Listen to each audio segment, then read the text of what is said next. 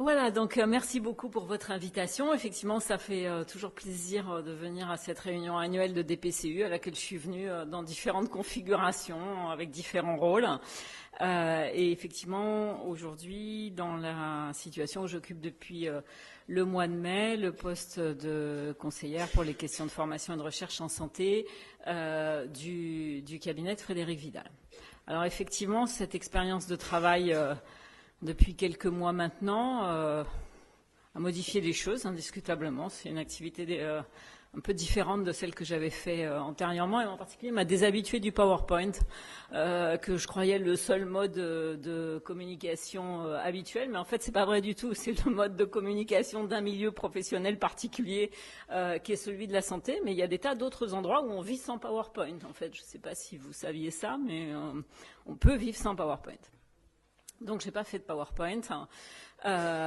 Pour être complètement honnête, je ne l'ai pas fait aussi pour une autre raison, qui est que la situation dans laquelle je suis aujourd'hui est aussi une situation dans laquelle il y a à la fois un certain engagement et une certaine réserve. Donc, c'est des situations dans lesquelles on hésite toujours à écrire quelque chose qui va être immédiatement photographié, éventuellement dans la seconde d'après tweeté, sorti éventuellement un peu du contexte et va vous mettre dans une situation un peu compliquée. Donc c'est aussi la deuxième raison pour laquelle j'ai évité ça.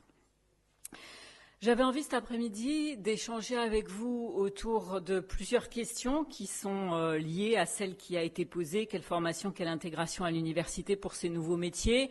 Et je vous propose éventuellement, puisqu'on n'est pas extrêmement nombreux, de le faire en petits bouts et puis qu'on puisse aussi échanger, qu'il puisse y avoir des questions, parce que finalement l'intérêt de ce type de format, c'est peut-être aussi plutôt l'échange que le discours magistral, qui n'est pas forcément le comble de la modernité pédagogique.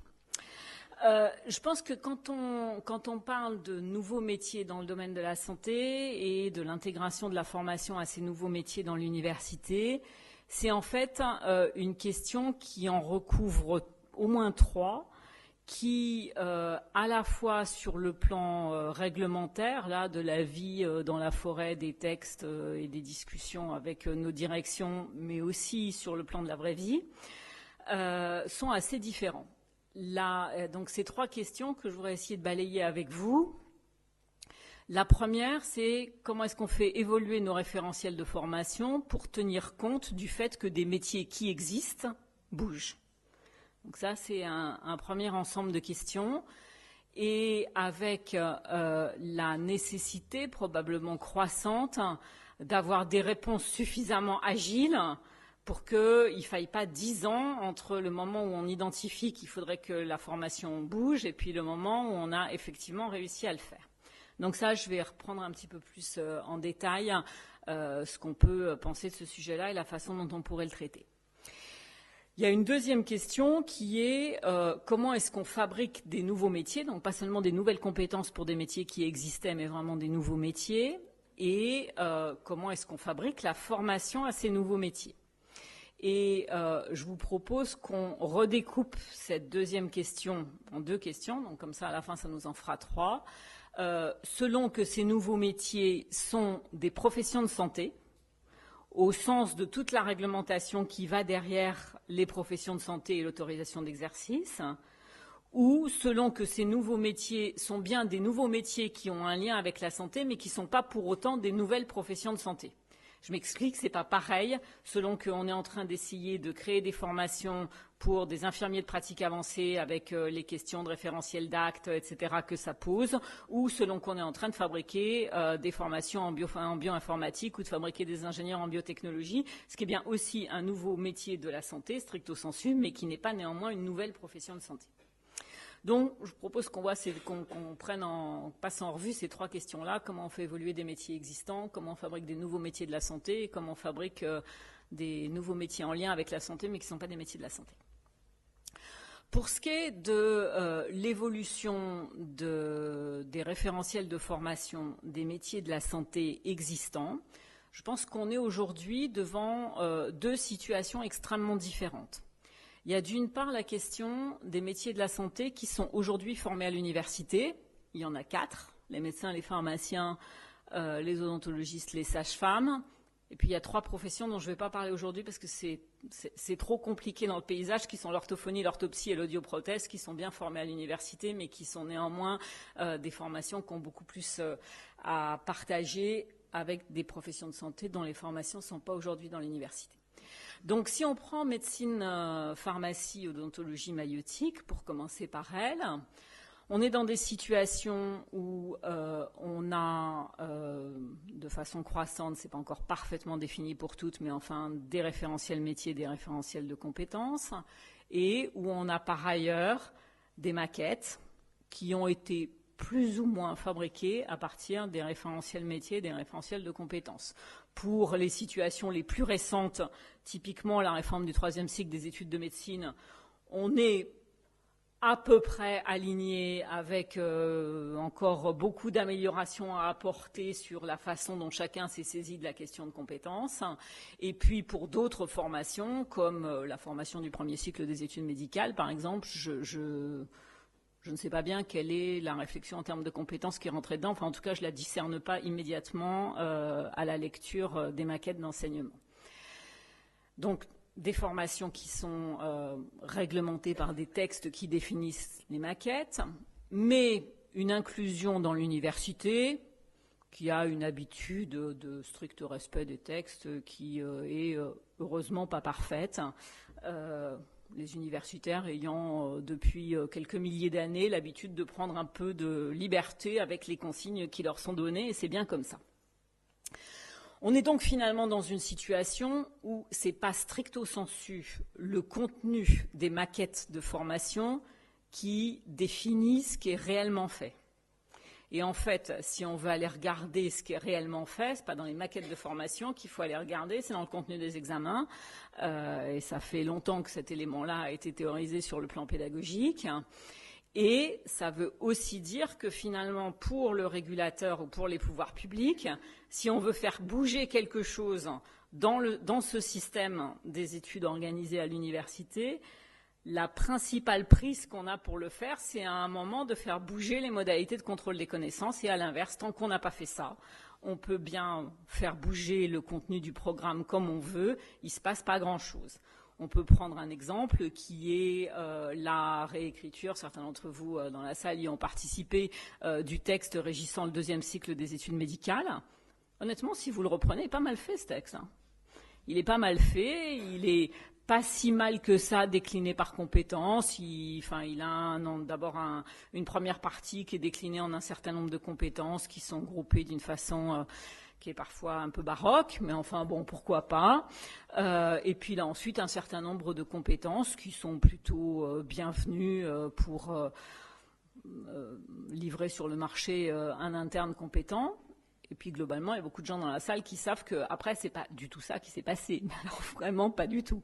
Et pourquoi est-ce que c'est pas du tout ça qui s'est passé? Parce que par ailleurs, au bout, on a mis quelque chose qui s'appelle l'examen classant national, qui est rapidement devenu le principal objectif des étudiants et des enseignants. Et il vaut malgré tout mieux que les objectifs des étudiants et des enseignants soient alignés, sinon ça crée d'autres problèmes. Et comme la modalité d'évaluation, elle n'était pas alignée avec les objectifs qu'on avait mis dans la maquette, ça n'a pas pu marcher. Donc on est pour ces formations-là sur une situation où finalement ce qui va préoccuper le plus le régulateur ou les pouvoirs publics pour faire bouger le système, c'est pas tant qu'est-ce que je mets dans le programme, il va bien falloir y revenir, il va bien falloir se mettre d'accord sur ce qu'on met dans le programme, mais c'est finalement qu'est-ce que je mets dans les modalités de contrôle des connaissances, parce qu'on sait qu'à rebours, c'est ça qui va modifier ce qui est réellement fait par les instituts de formation et pas l'intitulé du programme. Et ça explique, et je vais prendre un exemple, puis après je passerai aux 2 autres points que je voulais traiter avec vous, mais ça explique que notre réflexion actuellement, en lien bien évidemment avec la conférence des doyens de faculté de médecine, avec les associations étudiantes, etc., sur la façon dont on souhaite faire bouger le contenu de la formation en second cycle. C'est d'abord une réflexion sur comment on fait bouger les modalités de l'entrée en troisième cycle et des examens de fin de second cycle. Et c'est par exemple tout à fait en haut de notre pile une réflexion sur comment on fabrique et on introduit une épreuve d'évaluation des compétences cliniques correctement faite, standardisable, reproductible, etc. Parce que si on ne règle pas cette question-là, on peut tenir tous les discours qu'on veut sur l'introduction de compétences plus transversales, la formation par la simulation, la relation médecin-patient, tout ce qu'on veut, il ne se passera rien. Il se passera quelque chose que quand on aura aligné l'ensemble de notre dispositif et qu'on aura rendu congruent les modalités d'évaluation et nos objectifs. Donc, pour résumer un peu et reprendre, quand on a des formations qui sont organisées dans l'université avec une assez grande liberté pédagogique, et c'est bien comme ça, hein, le propos est absolument pas de dire qu'il faudrait modifier cet élément-là, avec une assez grande liberté pédagogique des enseignants, des formateurs, dans la façon dont ils définissent leurs enseignements, dont ils proposent des formats pédagogiques. Si on veut finalement modifier le contenu de ces formations pour adapter un métier existant à quelque chose qui devient nouveau, ben, il faut se poser la question en fait de comment est-ce qu'on adapte les modalités d'évaluation. Et une fois qu'on avait ça, à rebours, finalement, le reste va se construire. Deuxième situation,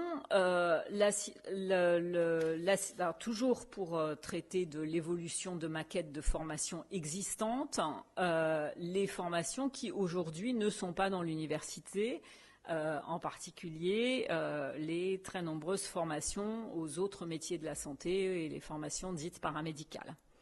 Alors, il en existe un certain nombre. Il existe 25 formations pour 22 professions, puisqu'il y a aussi des professions auxquelles on accède par plusieurs formations de façon à ce que ce soit plus simple. Donc, il en existe une forêt. Et cette fois-ci, on est dans un contexte sociologique, je dirais, qui est assez différent et qui est un contexte sociologique dans lequel, finalement, l'acceptation d'une assez grande normativité par la maquette et historiquement mieux tolérée par les formateurs. Et donc, il y a, du moins c'est l'impression que j'en ai, peut-être que c'est parce que je connais moins bien que je m'apercevrais que c'est pas tout à fait comme ça, mais je crois que il y a quand même une part de vrai dans ce que je vais dire. Il y a une plus grande proximité aujourd'hui entre ce qui est fait dans les formations d'infirmiers, par exemple, et ce qui est prescrit dans la maquette de formation des infirmiers, parce qu'en fait, il y a tout un tas de procédures de contrôle du fait que ce qui est prévu dans la maquette est effectivement fait.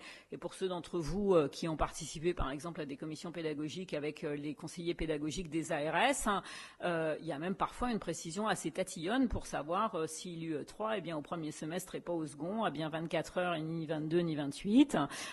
Donc on est dans un système qui est beaucoup plus normé et dans lequel ça a du coup probablement un petit peu plus d'efficacité d'essayer de modifier le contenu de la formation par le contenu de la maquette. Le problème, c'est qu'il y en a 22 et que si vous en révisez 2 par an, vous en avez pour 10 ans à faire le tour. Et que c'est comme ça que ça a été fait au cours des 10 ou 15 années précédentes. De plus, strictement en silo, formation par formation, ce qui fait qu'on arrive éventuellement à des situations où le fait que les formateurs aient plutôt l'habitude de respecter les maquettes est plus un problème qu'une solution, parce qu'ils se trouvent finalement dans un certain nombre de contextes à respecter des maquettes qui sont anciennes, qui sont inadaptées, dont ils savent qu'elles sont inadaptées, pour lesquelles ils auraient éventuellement des idées sur comment faire mieux, mais le système est tellement normé et rigide qu'il est difficile de s'en échapper. Et si vous avez besoin d'un exemple concret, je vous invite à aller consulter, trouvable sur Légifrance sans grande difficulté, la maquette de formation des cadres de santé, qui doit avoir 17 ou 18 ans, peut-être plus que ça, Monsieur Louchet, vous voulez me souffler, mais 95, ok. Je pense qu'il y en a peut-être même qui n'étaient pas nés en 95 dans la salle. Et sincèrement, je vous mets au défi de pouvoir lire la maquette jusqu'au bout sans rire. C'est-à-dire qu'effectivement, c'est une réflexion sur la formation des cadres de santé qui est de 95, quoi. Et on est quand même quelques années après.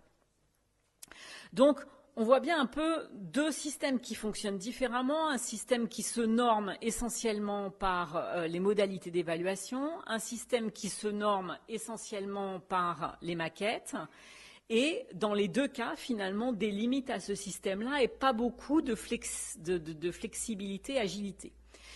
Et dans la réflexion qu'on a actuellement, notamment en ce qui concerne les professions paramédicales, puisque les deux ministres ont installé la semaine dernière le comité de pilotage qui va suivre l'ensemble du processus dit d'universitarisation de ces formations. C'est un terme assez imprononçable, mais enfin bon, c'est celui qui s'est consacré. Un des chantiers qu'on a ouvert et sur lequel on souhaiterait vraiment déboucher avec un process différent, c'est celui des modalités de mise à jour de ces maquettes, de réingénierie, comme on a dit, avec un terme qui est forcément plus facile à prononcer qu'universitarisation, parce que on ne peut pas continuer comme ça à considérer que c'est normal qu'une maquette ait 10 ans, tout le monde sait qu'elle est périmée, mais c'est pas grave, c'est quand même ça qui a écrit, et on ne peut pas non plus continuer à considérer que c'est normal que les maquettes soient étanches les unes par rapport aux autres, et que, bien sûr, il n'y a rien de commun entre la formation d'un ergothérapeute et la formation d'un kinésithérapeute. Ça tombe sous le sens. Il n'est vraiment pas du tout pertinent qu'il y ait dedans le même module de généralité sur la réadaptation. Enfin, on marche sur la tête. Mais c'est le process de fabrication qui conduit à ce résultat-là. Et donc, si on ne change pas le process, les défauts ne seront pas les mêmes, mais on va reproduire la même typologie de défauts dans les résultats des maquettes de formation. Et donc, on est à la recherche, et peut-être que vous espériez que la chute, c'était la solution, mais pour l'instant, on est à la recherche de la solution, et vous êtes bienvenus pour y contribuer. On est à la recherche d'une solution qui permette, pour ces formations plutôt régulées par le process de fabrication des maquettes, d'une solution qui soit plus souple, qui soit moins normative, qui descendent moins dans le détail de combien faut-il d'heures de ceci ou de cela, alors que vous savez tous dans la salle que ça dépend de la méthode pédagogique et que le calcul en nombre d'heures, c'est pas forcément un Graal, et probablement qui soit plus assorti par contre d'une évaluation a posteriori, quoi, plus de liberté pour le formateur au départ et peut-être plus d'évaluation a posteriori de qu'est-ce qui marche pas et quelles sont effectivement les compétences obtenues par les étudiants.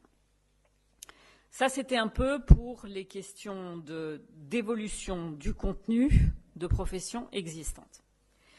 Si on prend maintenant la question de formation à des nouveaux métiers de la santé en considérant des nouvelles professions de santé, je pense que c'est intéressant d'essayer de jeter un œil en arrière sur l'assez longue saga à laquelle on a l'intention de mettre quand même un débouché final de la formation des infirmiers en pratique avancée et de se demander à la fois pourquoi ça a pris tout ce temps et puis peut-être aussi d'avoir un œil un peu moins négatif que ce qu'on entend parfois sur le fait que ça ait pris tout ce temps. Je pense qu'il faut partager le fait que quand on crée un nouveau métier, on a une difficulté intrinsèque qui est qu'on est piégé dans un espèce de cercle vicieux qui est pas de formation, pas de professionnel, pas d'activité, pas de référentiel d'activité. Et donc, si on attend ensuite d'avoir le référentiel d'activité pour définir le référentiel de formation, on va pouvoir tourner comme ça pendant un certain temps. Et finalement, qu'est-ce qui, pour les infirmiers de pratique avancée, va nous permettre de déboucher et a permis de sortir de ce cercle-là? Le fait qu'un certain nombre de gens ont pris des risques, et ont pris des risques au deux bouts. D'une part, un certain nombre de gens ont créé le métier d'infirmier de pratique avancée alors qu'il n'existait pas de formation et avec des gens qui n'étaient pas formés pour cela. Alors soit parce qu'il y a eu un certain nombre de dispositifs qui ont permis de fonctionner sur le mode de l'expérimentation, mais aussi, allez, je parierais bien qu'il y en a un ou deux dans la salle, parce qu'il y a des gens qui ont fait ce qui n'était pas exactement prévu par les règles, mais qui leur paraissait quand même nécessaire pour faire bouger le système. Donc, dans le milieu professionnel, il y a des gens qui, parce qu'ils ont joué à la limite de la règle, l'ont fait bouger. Et je suis vraiment très très loin d'un théoricien du droit, même si ça m'amuse beaucoup en ce moment de travailler avec des juristes. Mais il paraît qu'ils ont théorisé ça et que c'est toujours les faits qui font bouger les règles et pas l'inverse, ou en tout cas un certain nombre de fois les faits qui font bouger les règles. Et puis, à l'autre bout, dans le monde de la formation, il y a des gens qui ont fait le pari que ça finirait par bouger et qui ont créé les formations pour des métiers qui n'existaient pas.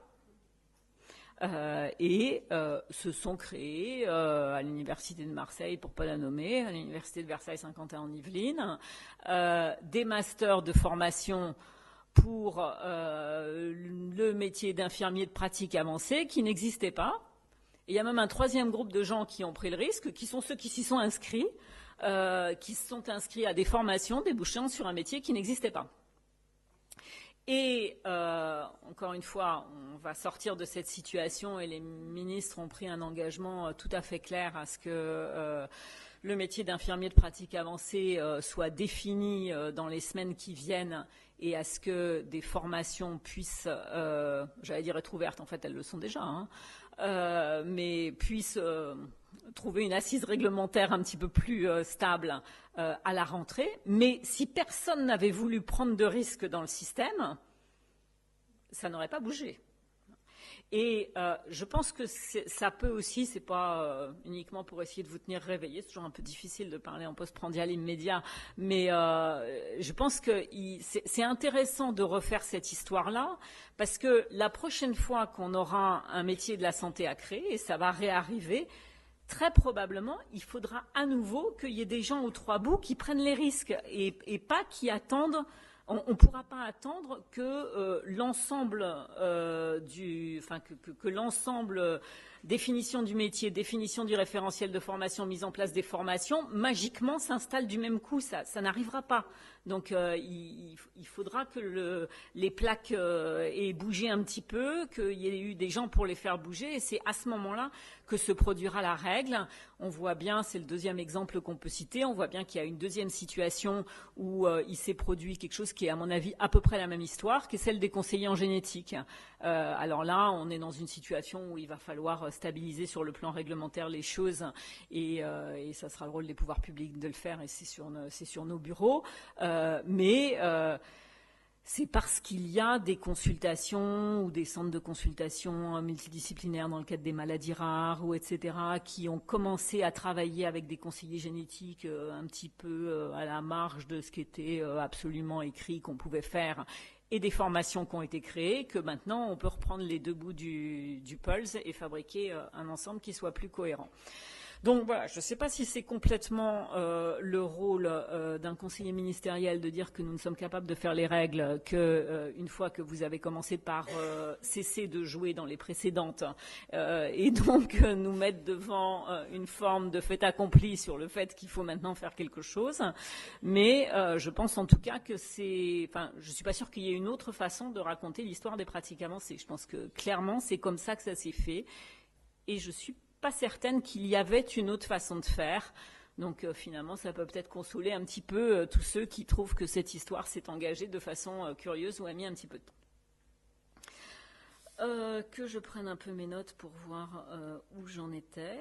Alors, sur ces créations de nouveaux métiers de la santé et de nouvelles professions de santé, on est ensuite, et c'est une discussion qui reste d'ailleurs encore un tout petit peu chaude, c'est peut-être excessif, mais tiède, on va dire, pour les pratiques avancées en soins infirmiers. On est ensuite dans la situation de savoir dans quelle case de nos typologies de diplômes on les rentre. Et là, en fait, je pense qu'il peut être utile, notamment pour les responsables de formation continue que vous êtes, d'avoir une idée claire de à quoi ressemblent ces différentes typologies de diplômes dans le monde de la santé. Finalement, aujourd'hui, il y a d'une part tout un tas de diplômes, y compris ceux que vous avez pour la très grande majorité des gens qui sont assis dans la salle, ou du moins pour ceux que je connais, qui sont des diplômes d'État, qui peuvent être délivrés par l'université, mais qui ne sont pas des diplômes nationaux de licence ou de master. Ce sont des diplômes d'État. Et finalement, qu'est-ce qui caractérise un diplôme d'État par rapport à un diplôme national de licence ou de master ou par rapport à un doctorat? C'est que l'État a un rôle plus important que dans un diplôme national de licence ou de master pour en définir le contenu. Et au fond, c'est quelque chose auquel vous êtes un peu attaché quand même, hein, et vous souhaitez, pour beaucoup d'entre vous, je pense, qu'il y ait moins, enfin vous êtes prêts à tolérer une moins grande variabilité dans la formation des infirmiers que ce que vous êtes prêts à tolérer comme variabilité dans les licences d'histoire. Or, c'est ça la différence entre un diplôme national de licence et un DE d'infirmier. C'est quand je vous dis un DE d'infirmier, c'est quelque chose dont une grande partie du contenu est précisé de façon assez détaillée par l'État. Et quand je vous dis un diplôme national de licence, mention histoire, je ne suis pas tout à fait sûre que l'histoire soit une mention, mais enfin bon, probablement vous ne savez pas non plus, donc vous n'allez pas me reprendre tout de suite. Parcours ceci ou cela. La seule chose que vous garantit l'État, c'est que ça répond à un grand cadre de cahier des charges sur ce qu'est un diplôme national de licence, que ça a à peu près tant d'heures organisées comme ceci, que ça a recruté des bacheliers, etc. Mais ça vous dit absolument pas combien il y a d'heures d'histoire médiévale et d'histoire moderne là-dedans, et les universités sont libres de définir ça. Et c'est bien, et c'est ce qui permet de faire évoluer le savoir, les contenus des formations, etc. Et vous ne pouvez pas, et c'est quelque chose que je n'ai compris en fait que dans ma situation actuelle et en allant chercher un petit peu plus loin dans le texte et en discutant avec les associations étudiantes, vous ne pouvez pas demander au pouvoir public de vous fabriquer un diplôme national de licence qui ait un contenu aussi précis et contrôlé qu'un diplôme d'État. C'est juste pas comme ça que fonctionne le système. Donc le texte qui régit les diplômes nationaux de licence ou de master, il est assez souple et on n'a pas l'intention de le rigidifier. Et les textes qui régissent les diplômes d'État, ils sont relativement plus précis. Et c'est pour ça qu'a été fabriquée cette drôle de bête, qui est le grade, qui permet de proposer que le diplôme d'État d'infirmier, pour reprendre cet exemple-là, vaille grade de licence, ce qui dit que c'est un enseignement qui a à peu près le même format, qui est en 3 ans, qui vaut à peu près la même chose et qui peut permettre de continuer en master ou vers une formation délivrant analogue à un grade de master. Mais ces grades de licence ou ces grades de master, il ne faut pas les prendre comme des sous-diplômes universitaires, ce qui est parfois la façon dont ça a été compris par les milieux professionnels correspondants ou par les associations étudiantes, mais comme une façon de faire la jonction entre je veux qu'on m'explique quelle est l'équivalence dans le système universitaire, mais ce n'est pas un diplôme national de licence ou de master que je veux, c'est un DE, parce que je veux pouvoir contrôler le contenu de ce qui est dedans. Ça explique, sans dévoiler, je pense, un secret d'État, que le texte sur lequel on est en train de travailler, certains d'entre vous ont participé au début de la concertation sur les infirmiers de pratique avancée, va déboucher sur un diplôme d'État valant grade de master. Parce que si on était sur un diplôme national de master, on ne serait déjà pas capable de le limiter aux infirmiers. Or, je ne suis pas sûre que vous ayez envie de délivrer un diplôme de pratique avancée en soins infirmiers à quelqu'un qui n'est pas infirmier. Voilà. Donc, si on veut effectivement avoir les possibilités de contrôle qu'on a sur les formations de santé, on est aujourd'hui, alors peut-être qu'ensuite on sera plus inventif, on fera autrement, mais on est un petit peu coincé dans le modèle diplôme d'État valant grade 2. Et ce n'est pas en soi un problème. Je pense que c'est la façon dont ça a été instrumentalisé dans un certain nombre des discussions qui a conduit à ce qu'on s'échauffe sur c'est un grade de master, c'est un vrai master, etc. D'ailleurs, souvent, une façon de faire diminuer la pression, c'est que les diplômes d'ingénieur valent aussi grade de master, et là, ça ne pose plus de problème. Donc, bon, on voit bien qu'il y a aussi un certain nombre de représentations derrière ça. Ça, c'était donc un peu pour la deuxième partie de ce que je voulais traiter avec vous, qui était la façon dont on fabriquait les formations à ces nouveaux métiers. Et bien évidemment, il est extrêmement important qu'on ne reproduise pas toutes les erreurs du passé, en tout cas certaines peut-être, mais pas toutes. Et puisqu'il va falloir fabriquer ces formations, c'est évidemment extrêmement important de les fabriquer d'emblée dans des formats qui soient adaptés à de la formation initiale ou à de la formation continue. Alors pour ce qui est de la formation pratique avancée infirmière, ça sera même en plus très probablement dans de la formation continue. Et il faut que cette formation continue puisse être continue ou discontinue, si vous me passez cette expression. Donc c'est vraiment extrêmement important qu'on se saisisse de cette transformation-là pour fabriquer les formations modulaires en briques avec des morceaux qu'on sait valider en VAE, etc. Donc vous savez bien que c'est quand même assez difficile quand on part d'une formation existante et qu'on veut la mettre à ce format-là. Et c'est quand même plus simple au moment où on la construit de la construire d'emblée selon ce format-là, avec une réelle modularité, avec la possibilité d'une partie d'enseignement à distance, en ayant prévu la VAE et pas en la rajoutant dedans après. On vous encourage fortement à réfléchir à la question parce qu'on adorerait pouvoir arriver à proposer au moins une formation en pratique avancée par région. Pour l'instant, on en a 2 qui sont prêtes pour la rentrée 2018. Donc, vous voyez bien que ça fait un certain nombre d'autres à créer. Dernier point, enfin, la question de la création de formations dans le domaine de la santé, mais ne débouchant sur un nouveau métier, mais pas sur une nouvelle profession de santé. Alors, je crois, parce que j'ai discuté un peu avec certains d'entre vous à table à midi, que vous avez déjà eu des discussions autour des questions bioinfo, biomath ce matin avec les collègues de l'école des mines.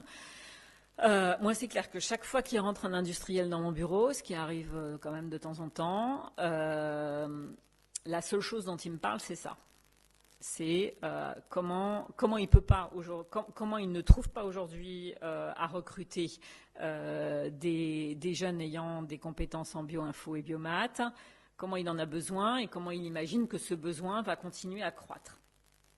Et là, je pense que il y a une vraie urgence à se saisir du problème parce que ça ne va pas se régler tout seul, pas grand-chose qui se règle tout seul, mais surtout, il y a des vraies raisons à l'intérieur de nos universités, du moins à certains endroits, sur pourquoi ça se réglerait quand même très lentement.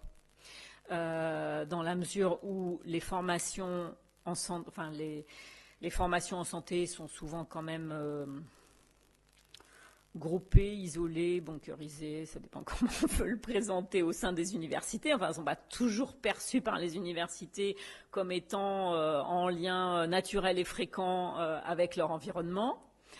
Ont un certain nombre de ressources à la fois pour avoir la conscience du besoin et avoir un certain nombre de ressources de formation enseignante, mais pas toutes. Et ont un accès incomplet aux étudiants qui pourraient être intéressés par ces formations. Et puis, de l'autre côté, il y a des UFR de sciences qui ont quasiment les problèmes symétriques, quoi. C'est-à-dire qu'effectivement, elles ont tout à fait les compétences pour monter un certain nombre de masters de bioinfo ou de biomath. Elles ont éventuellement les ressources étudiantes à entraîner dans ce type de cursus. Et parfois, par contre, elles n'ont pas forcément tant que ça les relations avec cette branche industrielle-là, ni la possibilité de compléter le cursus de ce qui est nécessaire pour expliquer quand même un peu à un informaticien ce que c'est que de l'ADN. Et donc, là, s'il n'y a pas vraiment au sein des universités, et les départements de formation continue des universités sont sûrement parmi les endroits où on peut fabriquer ça, s'il n'y a pas une vraie mise autour de la table des informaticiens, des mathématiciens, des biologistes, des médecins pour fabriquer ces formations-là, il y a un risque significatif qu'on n'y aille pas assez vite ou pas assez fort. Et on est en train, dans le cadre de différents plans nationaux de santé, d'essayer de répertorier un peu ces formations. Et le sentiment, pour l'instant, un peu doigt mouillé qu'on est en train d'essayer de documenter, c'est que oui, tout le monde est en train de s'y mettre, mais majoritairement à dose homéopathique, c'est-à-dire majoritairement pour des petites promos de 10 ou 15 étudiants de tel parcours, de tel master, etc. et pas du tout, enfin peut-être pas du tout, c'est un peu trop affirmatif, mais peut-être pas dans le volume de ce dont le pays va avoir besoin. Donc il me semble que c'est vraiment un sujet dont il faut que vous essayiez de vous saisir, et un très beau sujet fédérateur, ça sera de la formation initiale, mais ça sera aussi pas mal de la formation continue, vraisemblablement. Et je pense que c'est un très beau sujet fédérateur pour le département de formation continue d'une université ayant à la fois une composante santé et une composante de sciences. Et puis enfin, je vais m'arrêter là après parce que je dois avoir à peu près mangé mon temps. J'avais pour vous éventuellement un message qui est un petit peu en marge de la question des nouvelles professions de santé, qui est que on s'aperçoit, et moi ça réjouit plutôt l'enseignant que je me sens encore un peu être de temps en temps, chaque fois qu'on est sur une réflexion autour d'un plan national de santé ou de quelque chose qui a lointainement à voir avec la santé, la question des addictions par exemple, à un moment ou à un autre, dans la rédaction du plan, va venir former tel type de professionnel à tel type de choses. Alors on va l'écrire. Dans les bons cas, éventuellement, on va même prévoir une somme en face. Mais en fait, on est incapable que ça se produise. C'est-à-dire que, bien évidemment, les formations ne se décident pas du fond des ministères, et à nouveau, c'est fort bien comme ça. Et on a du coup pas de process pour déployer relativement rapidement une formation, là aussi, pas homéopathique, capable de former un grand nombre de professionnels en formation continue, en réponse à un besoin de santé identifié. Et ça, c'est quand même un tout petit peu problématique. En tout cas, quand on explique ça aux associations de patients ou d'usagers, ils sont un peu surpris qu'on ne puisse pas définir comment on pourrait former tous les professionnels de santé à ceci ou à cela dans un délai raisonnable. Alors, on commence à avoir des outils éventuellement via les priorités du DPC, mais ça ne garantit pas forcément qu'il se crée immédiatement une offre en face.